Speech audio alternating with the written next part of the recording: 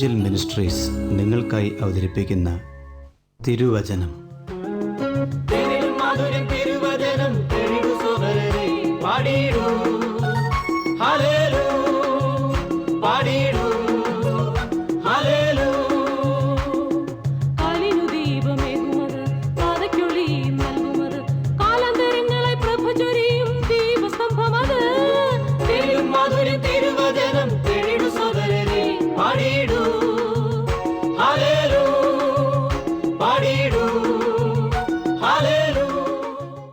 ഇന്ന് നമ്മോട് ദൈവവചനത്തിൽ നിന്ന് സംസാരിക്കുന്നത് Suviseshakan James M Thomas Nedumbassery.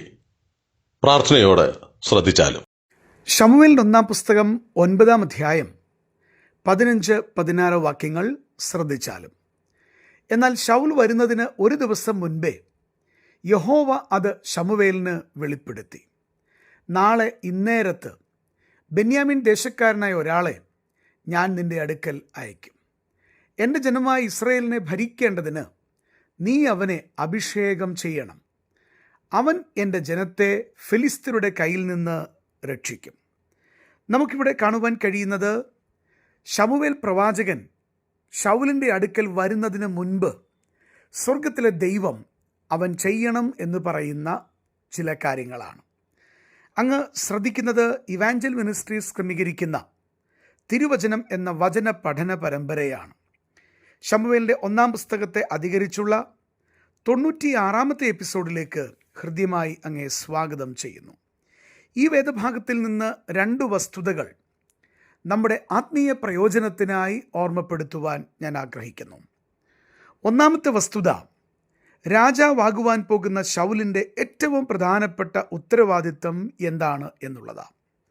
16-ാം വാക്യത്തിൽ നമ്മൾ വായിക്കുമ്പോൾ, അവൻ എൻ്റെ ജനത്തെ ഫെലിസ്ത്യരുടെ കയ്യിൽ നിന്ന് രക്ഷിക്കണം.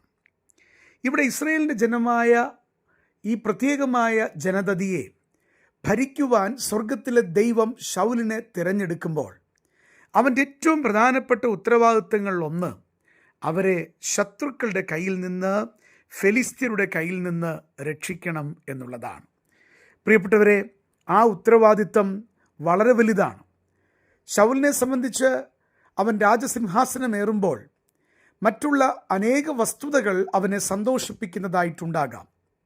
തീർച്ചയായിട്ടും അവന് ലഭിക്കുവാൻ പോകുന്ന ആദരവ്, ദൈവത്താൽ അവൻ ഉയർത്തപ്പെടുന്ന ഉയർച്ച, അതുപോലെ തന്നെ അവന് ലഭിക്കുന്ന രാജകീയമായിട്ടുള്ള അനുഗ്രഹങ്ങൾ, ഇതെല്ലാം അവിടെ നമുക്ക് കാണുവാൻ കഴിയുന്നുണ്ട്. എന്നാൽ ആ അനുഗ്രഹങ്ങളൊക്കെ അവൻ അനുഭവിക്കുമ്പോൾ അതിൻ്റെ മധ്യത്തിൽ അവൻ മറക്കുവാൻ പാടില്ലാത്ത ഏറ്റവും പ്രധാനപ്പെട്ട ഉത്തരവാദിത്തം ഫെലിസ്ത്യരുടെ കയ്യിൽ നിന്ന് ദൈവത്തിൻ്റെ ജനമായ ഇസ്രായേലിനെ വിടുവിക്കണം, രക്ഷിക്കണം എന്നുള്ളതാണ്. പ്രിയപ്പെട്ടവരെ, അത് മറന്നുകൊണ്ട് അവൻ ഭരിച്ചാൽ അത് ദൈവത്തിന് പ്രസാദമാകുകയില്ല. നമ്മുടെയൊക്കെ ജീവിതത്തിൽ ദൈവം ആഗ്രഹിക്കുന്ന പ്രധാനപ്പെട്ട ഉദ്ദേശങ്ങളുണ്ട്. ഓരോരുത്തരുടെ ജീവിതത്തെക്കുറിച്ചും പൊതുവായ ദൈവത്തിൻ്റെ ഇഷ്ടങ്ങളുണ്ട് എന്ന് വരികിലും അതിനപ്പുറത്ത് ദൈവം നമ്മെക്കുറിച്ച് ആഗ്രഹിക്കുന്ന പ്രത്യേകമായ ദൈവത്തിൻ്റെ ഉദ്ദേശങ്ങൾ നമ്മുടെ ജീവിതങ്ങളിലുണ്ട് എന്ന് മറക്കരുത്. ഓരോരുത്തരെയും കുറിച്ചുള്ള ദൈവത്തിൻ്റെ പ്രത്യേകമായ ഹിതം, അല്ലെങ്കിൽ നമ്മുടെ ജീവിത കാലഘട്ടത്തിൽ കർത്താവ് ആഗ്രഹിക്കുന്ന വിഷയം എന്താണ് എന്നറിയുവാൻ കർത്താവിൻ്റെ മുഖത്തേക്ക് തന്നെ നോക്കേണ്ടുന്ന ആവശ്യമുണ്ട്. ഇന്ന് ഞാനിങ്ങനെ ചോദിക്കട്ടെ, അങ്ങയ്ക്ക് അങ്ങയുടെ ജീവിതത്തിൻ്റെ ലക്ഷ്യം എന്താണെന്നറിയാമോ? ദൈവം അങ്ങേ പ്രത്യേകമായി ഏൽപ്പിച്ചിട്ടുള്ള ശുശ്രൂഷ എന്താണ് എന്ന് അറിയുവാൻ കഴിയുന്നുണ്ടോ? അങ്ങനെ അറിയുവാൻ കഴിയുന്നില്ലെങ്കിൽ വളരെ പരിതാപകരമായ ആത്മീയ സ്ഥിതിയാണ് അങ്ങയ്ക്കുള്ളത്. എന്നാൽ കർത്താവിൻ്റെ മുൻപാകെ വന്ന്, ദൈവമേ, അങ്ങ് എന്നെക്കുറിച്ച് ആഗ്രഹിക്കുന്ന പ്രത്യേകമായ ശുശ്രൂഷ എന്താണ്? ഞാൻ ഈ ഭൂമിയിൽ ജീവിക്കുമ്പോൾ എന്താണ് ഞാൻ അങ്ങയ്ക്ക് വേണ്ടി ചെയ്തു തരേണ്ടത്? അതെനിക്ക് വെളിപ്പെടുത്തി തരണമേ. അവിടുത്തെ വചനത്തിലൂടെ എന്നോട് ഇടപെടണമേ. എൻ്റെ ജീവിതം വൃഥാവായി പോകാതിരിക്കേണ്ടതിന്, അവിടുത്തെ ഇഷ്ടം എൻ്റെ ജീവിതത്തിൽ നിറവേറേണ്ടതിന് അത് മനസ്സിലാക്കുവാനുള്ള ദൈവകൃപ എനിക്ക് തരണമേ. അങ്ങനെ ഹൃദയപൂർവ്വം പ്രാർത്ഥിക്കുന്ന ഒരു ദൈവ പൈതലിന് ദൈവത്തിൻ്റെ പരിശുദ്ധാത്മാവിൻ്റെ നടത്തിപ്പിനാൽ, ദൈവത്തിൻ്റെ വചനത്തിൻ്റെ പ്രബോധനത്തിനാൽ നിശ്ചയമായിട്ടും അവനും അവളും ചെയ്യേണ്ടുന്നത് സ്വർഗം വെളിപ്പെടുത്തുക തന്നെ ചെയ്യും.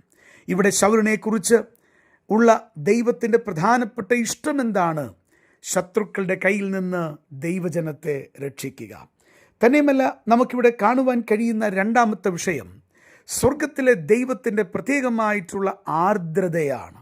നമ്മളിങ്ങനെയാണ് വായിക്കുന്നത്. 16-ാം വാക്യം 9-ാം അധ്യായം ശമൂവേലിൻ്റെ 1-ാം പുസ്തകത്തിലേക്ക് വരുമ്പോൾ, എൻ്റെ ജനത്തിൻ്റെ നിലവിളി എൻ്റെ അടുക്കൽ എത്തിയിരിക്കെ കൊണ്ട് ഞാൻ അവരെ കടാക്ഷിച്ചിരിക്കുന്നു എന്ന് അരുളി ചെയ്തു.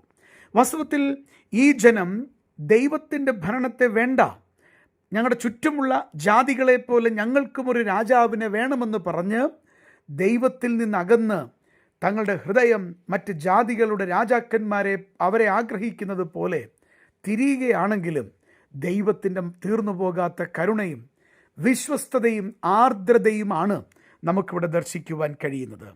കർത്താവ് പറഞ്ഞു, എൻ്റെ ജനത്തിൻ്റെ നിലവിളി എൻ്റെ അടുക്കൽ എത്തിയിരിക്കുന്നു.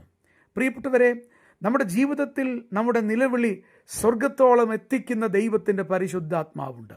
ഞാനൊരു വസ്തുത ഇങ്ങനെ പറയട്ടെ, നിലവിളിക്കുവാൻ കൊള്ളാകുന്ന ഏക സ്ഥാനം, നിലവിളി കേൾക്കുന്ന ഏക സ്ഥാനം, ഉത്തരം തരുവാൻ കെൽപ്പുള്ള ഏക സ്ഥാനം, നമ്മളെ ഒരു നാളും തള്ളിക്കളയാത്ത ഏക സ്ഥാനം സ്വർഗത്തിലെ അപ്പൻ്റെ സാന്നിധ്യം മാത്രമാണ്.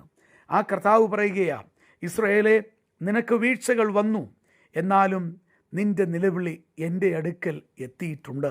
ആ എത്തിയിരിക്കെ കൊണ്ട് ഞാൻ നിങ്ങളെ കടാക്ഷിക്കുന്നു എന്ന് കർത്താവ് പറയുകയാണ്. പ്രിയപ്പെട്ടവരെ, നമ്മുടെ ജീവിതത്തിൽ ദൈവത്തിന് കടാക്ഷിക്കുവാൻ മനസ്സുണ്ട്. നമുക്കുത്തരം തരുവാൻ ദൈവത്തിന് മനസ്സുണ്ട്. നമ്മെ കരുതുവാൻ കർത്താവിന് മനസ്സുണ്ട്. ജീവിതത്തിൻ്റെ ഏത് പ്രതിസന്ധി ഘട്ടങ്ങളിലും വഴി തുറക്കുവാൻ ദൈവത്തിന് മനസ്സുണ്ട്.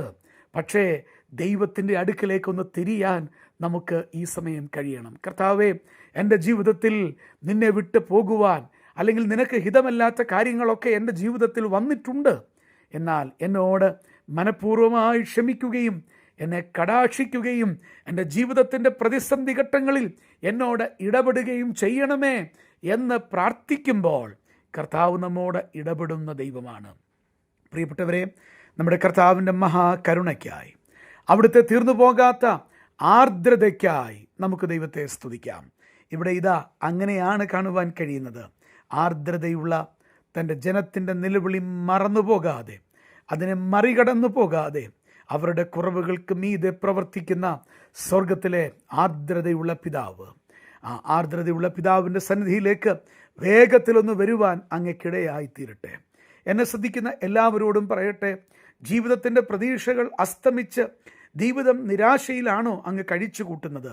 എന്നാൽ അങ്ങയെ കടാക്ഷിക്കുവാൻ, അങ്ങയുടെ ജീവിതത്തിന് അർത്ഥം തരുവാൻ, പ്രത്യാശയും പ്രതീക്ഷയും തരുവാൻ യേശുക്രിസ്തുവിന് മനസ്സുണ്ട്. യേശുക്രിസ്തു കാൽവറിയുടെ ക്രൂശിൽ പ്രാണൻ തന്നത്, കഷ്ടമനുഭവിച്ചത് അങ്ങയോടുള്ള സ്നേഹത്തിൻ്റെ ആധിക്യം കൊണ്ടാണ്. യേശുക്രിസ്തുവിൻ്റെ അടുക്കിലേക്ക് വന്ന് എൻ്റെ പാപങ്ങൾ ഞാൻ ഏറ്റുപറയുന്നു, എന്നെ അവിടുത്തെ മകനാക്കണമേ, മകളാക്കണമേ, ഞാൻ അങ്ങേ എൻ്റെ ഹൃദയത്തിലേക്ക് എൻ്റെ ദൈവവും കർത്താവും രക്ഷിതാവുമായി സ്വീകരിക്കുന്നുവെന്ന് ആര് പറയുന്നു, ആ വ്യക്തിയുടെ ജീവിതത്തിലേക്ക് ഇറങ്ങി വന്ന് കരുണ കാണിക്കുന്ന ഒരു ദൈവം ഇന്ന് ജീവിക്കുന്നുണ്ട്. ആ കർത്താവ് അങ്ങയ്ക്ക് വേണ്ടി കാത്തിരിക്കുകയാണ്. അതിനായിട്ട് ദൈവം അങ്ങയ്ക്ക് കൂടുതൽ കൃപ തരട്ടെ എന്ന് പ്രാർത്ഥിച്ചുകൊണ്ട് വാക്കുകൾ നിർത്തുന്നു. ദൈവം അങ്ങയെ അനുഗ്രഹിക്കട്ടെ. ഈ സന്ദേശം ശ്രദ്ധിച്ച എല്ലാ പ്രിയപ്പെട്ടവർക്കും കർത്തൃനാമത്തിൽ നന്ദി. ബൈബിൾ കറസ്പോണ്ടൻസ് കോഴ്സിൽ ചേർന്ന് പഠിക്കുവാൻ ആഗ്രഹിക്കുന്നവർ മേൽവിലാസം അയച്ചു തന്നാലും പ്രാർത്ഥനാ വിഷയങ്ങളും അറിയിക്കുമല്ലോ.